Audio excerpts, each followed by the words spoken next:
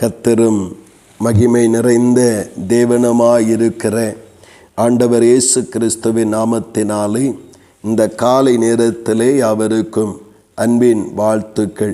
தேவன் தாமே ஒவ்வொருவரிலும் அதிசயங்களை செய்வாராக. இந்த நாளுக்குரிய தியான வசனம் ஏசாயா 46 அதன் 8வது வசனம். இதை நினைத்து புருஷராயிருங்கள், பாதகரே இதை மனதில் வையுங்கள் என்று கர்த்தருடைய ஆவியானவர் அங்கே எழுதுவதை நாம் காண முடிகிறது. ஏன் இந்த காரியத்தை அங்கே சொல்லுகிறார் என்றால், புருஷராயிருங்கள், அப்படி என்றால் குழந்தைகளைப் போல அல்லது தளர்ந்தவர்களைப் போல இராதபடி திடனாயிருங்கள், நம்பிக்கையிலே உறுதியாயிருங்கள் என்பதை அர்த்தம் கொள்ளும்படி அது எழுதப்பட்டிருக்கிறது. ஏன் அப்படி அங்கே எழுதுகிறார் என்றால், மேலே உள்ள வசனங்களை நாம் வாசிக்கும் பொழுது ஆண்டவராகிய தேவன் தாயின் கருவிலே உருவான போதே அறிந்து அவர்களை பூமியிலே தேவ தயவினால் பிறக்க செய்து ஒவ்வொரு நாளும் தாங்கி தப்புவித்து அதிசயமாய் நடத்தி வருகிறேன், இனியும் முதிர் வயதில் வரைக்கும் நான் ஏந்துவேன், சுமப்பேன், தப்புவிப்பேன் என்று கர்த்தர் சொல்லியிருக்கிறார். இதை அறிந்தும் அந்த வாழ்க்கையின் அந்த சூழ்நிலைகள் மாற்றத்தினாலே ஏற்படுகிற பயங்கள், ஏற்படுகிற அவை ஏமாற்றங்கள், தோல்விகள், இவைகளின் நிமித்தம் கர்த்தர் பேரில் இருக்கிற அந்த நம்பிக்கையும் விசுவாசமும் மாறி மனிதன் மேலும் உலக விக்கிரகங்கள் மேலும் செல்லாதபடிக்கு நம்மை காத்து கொள்ள வேண்டும் என்பதற்காக இவைகள் சொல்லப்பட்டிருக்கிறது.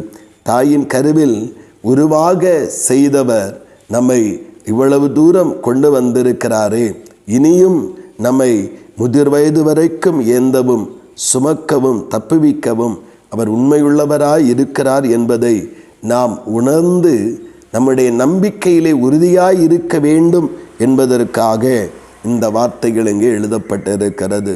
புருஷராயிருங்கள், அப்படி இதை நினைத்து புருஷராயிருங்கள்.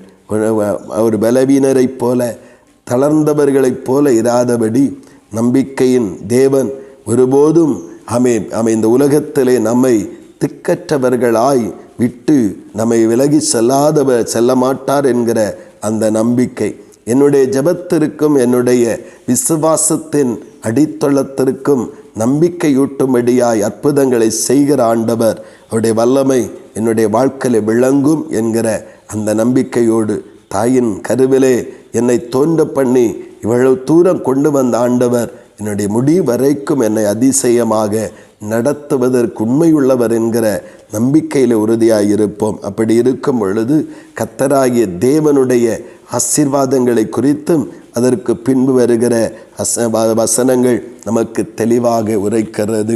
ஆம் பிரியமானவர்களே, நம்மை பிறக்க செய்திருக்கிற ஆண்டவர் நம்மை நடத்தவும் நம்மை மகிமைப்படுத்தவும் அவர் உண்மையுள்ளவராய் இருக்கிறார் என்பதை அறிந்து நம்பிக்கையிலே குறைவில்லாதபடி, நம்பிக்கைக்கும் தேவனுடைய ஐக்கியத்திற்கும் பாதகம் வராதபடி நம்முடைய விசுவாச ஜீவிதத்தின் வாழ்க்கையை இன்னும் உறுதியாக்கி கொண்டு கர்த்தர் பேரில் உள்ள நம்பிக்கையிலே மேலும் மேலும் பலப்படுவோம். கர்த்தராகிய தேவனுடைய அதிசயமான செயல்களை வாழ்வின் ஒவ்வொரு பகுதியிலும் அனுபவிக்க கர்த்தர் தாமே நம்மை நடத்தி செல்வாராக.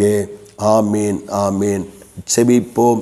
பரலோகத்தின் நல்ல ஆண்டவரே, நல்ல இந்த கால நேரத்திற்காக மக்கள் ஸ்தோத்திரம். அப்பா தேவனே, இந்த பூமியில் எங்களை ஆண்டவரை பிறக்க செய்தவர், எங்களை முடிவரைக்கும் முதிர்ந்த நாள் வரைக்கும் எங்களை செம்மையாய் நடத்தவும் பலப்படுத்தவும் ஏந்தவும் சுமக்கவும் நீர் உண்மையுள்ளவராய் இருக்கிறீர் என்பதை இந்த வசனங்கள் ஒன்று கூட உறுதிப்படுத்துகிறது. ஆகையால் நாங்கள் எங்கள் நம்பிக்கையிலிருந்து விட்டுவிட்டு கர்த்தர் மேல் இருக்கிற விசுவாசத்தை விட்டுவிட்டு மனிதர்கள் மேலமோ உலகத்தின் மேலோ திரும்பி விடாதபடி எங்களை இறுதி வரைக்கும் நடத்துவார் என்கிற நம்பிக்கையோடு அதிலே அவர் புருஷர்களைப் போல நிலைத்திருக்க, திடமாய் நிற்க, தைரியமாய் இருக்க கர்த்தர் உதவி செய்வீராக. வசனத்தை கேட்கிற ஒவ்வொருவருக்கும் உதவி செய்யும். அப்படியே நீர் கிருபை பாராட்டுகிறீர். உமக்கு ஸ்தோத்திரம். இயேசு கிறிஸ்துவின் மூலம் ஜெபிக்கிறோம் ஜீவனுள்ள நல்ல பிதாவே, ஆமேன், ஆமேன்.